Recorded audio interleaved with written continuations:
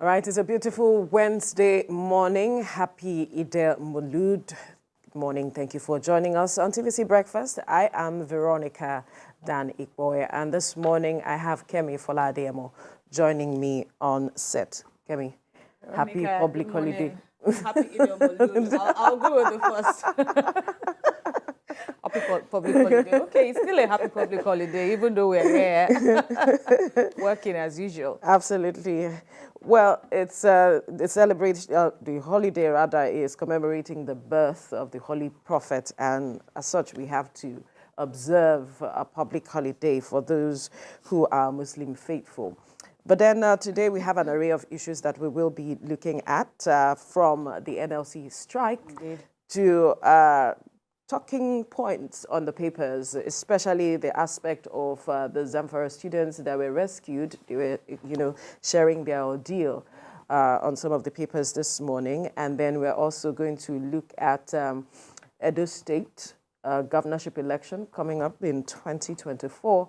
But we have some of the aspirants speaking, and then the issues around the election. And so we are also going to look into the matter of diphtheria, how it is that we are already having a burden of about over 700 persons said to have been infected, and over 400 are reportedly said to have died as a result of that. These are some of the issues we'll be looking at this morning. But first, let's begin with organized labor in Nigeria have declared an indefinite strike to press home their demands for a living wage in the aftermath of petrol subsidy removal.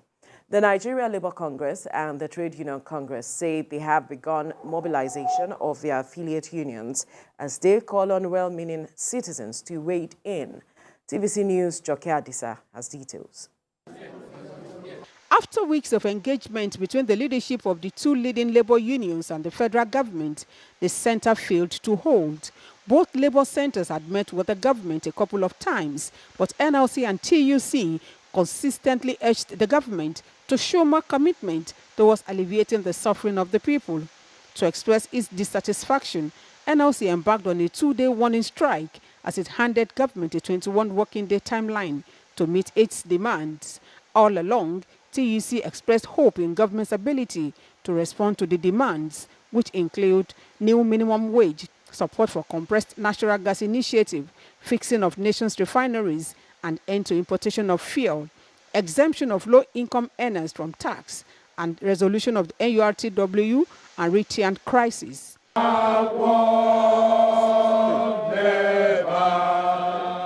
But in a dramatic twist, both labor centers rose from their separate National Executive Council meetings on Tuesday.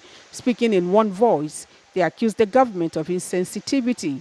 Whereas there is no disagreement between labor and government on the existence of mass suffering, impoverishment, and hunger in the country as a result of the hike in the price of petrol, which demands an urgent need for remedial action.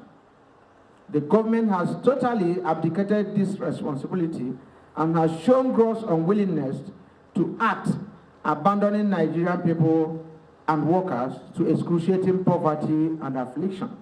To direct all workers in Nigeria to withdraw their services from their respective workplaces commencing from the 3rd of October 2023. To direct all affiliates and state councils to immediately start mobilizing accordingly for action to organize street protests and rally until government responds positively to our demands. The die is cast as Nigerians await federal government's response to the declaration of a total, indefinite, and nationwide strike by organized labor. Joke Adisa, TVC News, Abuja. Right, indeed, the die is cast as organized labor has set October the 3rd as the day to commence the strike. But government on its part, through the Labour Minister, Simon Lalong, has said that Labour should keep engaging government. That, for instance, they have met one of the demands made by the NLC, which was about the release of NURTW members, as the National Union of Road Transport Workers members of executive, which the government said they have done that at least. You should use that as a sign to show that government is serious in meeting your demands at the end of the day. But Labour is saying you haven't shown enough commitment. There's still the aspect of working on our refineries. There's still the aspect of CNG buses to alleviate or cushion the effect of the fuel subsidy removal on workers. There's also the matter of fixing wages and all of it. Labour is saying we need to see more. In fact, they are not happy with the manner the palliative was distributed across the country as it is. And Labour is insisting until they see that sense of sincerity and that sense of commitment from government with regards to some of these issues, the demands they have made, the indefinite strike must go on. Well, this is a matter that we are very familiar with. The Tinubu administration has witnessed so many issues, recorded so many issues with Labour since inception, since the start of its administration. And yet, here we are again, you know, embarking on, well, the date now is fixed for next week. Labour has gone on how many now since the President Tinubu assumed office? There was a 2-day warning strike, as we saw reflected in the report that we just saw. There's been so much, you know, talk and discontent. And, well, in as much as a substantial chunk of Nigerians would say it is inevitable, perhaps Labour needs to go on strike, maybe to show government that it is, you know, indeed serious. It is not happy with what it calls the tardiness of government in addressing the impact of the removal of fuel subsidy. In as much as, you know, this is valid, there is also the other angle that everyone needs to consider, which is the impact of, you know, the strike. Even a day protest, we know how harsh that would be. We were speaking moments ago before the show started about, you know, the fact that a substantial chunk of Nigerians from the informal sector who depend on, you know, having to come out to work, even if they have to sell whatever it is they have to sell, but, you know, and that is what even keeps the economy going. So is there any consideration for these ones? Because from what we see, it appears to be a full-fledged protest until government meets its demands. And, well, on the other hand, government has also said that let us wait till the president gives the usual October the 1st address, where he is bound to make some necessary announcements regarding palliatives and more interventions by the federal government on the masses. So it's still urging for some more patience by Labour. But from what we are seeing with TUC now saying they are involved in this one as against the last time, it does appear to be that Labour is serious, but then we never can tell. Yes, because anything can happen today. There's still time between now and the 3rd of October when they intend to commence the strike, indefinite strike. October the 1st is a Sunday, and so we will see the president making the statement, the national broadcast as usual. And so I believe Labour will be waiting to hear what the president will say with regards to the action it is ready to take on the 3rd of October. But then again, I believe that Labour needs to engage more with state governments. We have seen some state governors say that they are, you know, putting some measures in place to addressing this matter of cushioning the effect of the removal of fuel subsidy on their citizens. My issue is, how is Labour following up with the state governments? They have state chapters because they are the ones they are mobilizing for the strike. What is the kind of conversations they are having with their state chapters on how they are monitoring the measures that state governments have put in place to addressing these issues? They have made promises. What are we seeing? Are they keeping up with the promises they have made?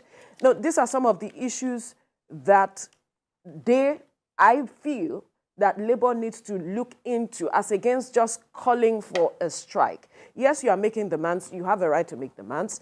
Yes, you are asking for the increment of wages. Have you looked at the attendant impact on inflation? We already have a figure that we are contending with, over 20%. And we know how things are when we increase wages in this part of the world, that it also affects inflation. Are we also considering that? And what is state governments, like I mentioned, doing? What are other alternatives? How else can we address some of these issues aside going on strike? How far have we come with strikes over the years? What has it done? Yes, it has put pressure on government to take certain steps, but what are the attendant impacts at the end of the day? Has that drawn us a step backward, or 10 steps? Has that taken us forward or drawn us 10 steps backward? These are the critical questions I believe that Labour needs to begin to look into as we speak. There are other areas that Labour can begin to pressure government. How are they engaging with some of their members in terms of perhaps the Manufacturers Association of Nigeria, and what can they do? How can they engage these persons? What can they do to support government in this time? Because government alone cannot do it. We have the private sector. How are they engaging with the private sector? The demands you are making, how is that going to impact the lives of those in the private sector? Are we considering that? I am looking at a situation where Labour needs to begin to engage state governments the more.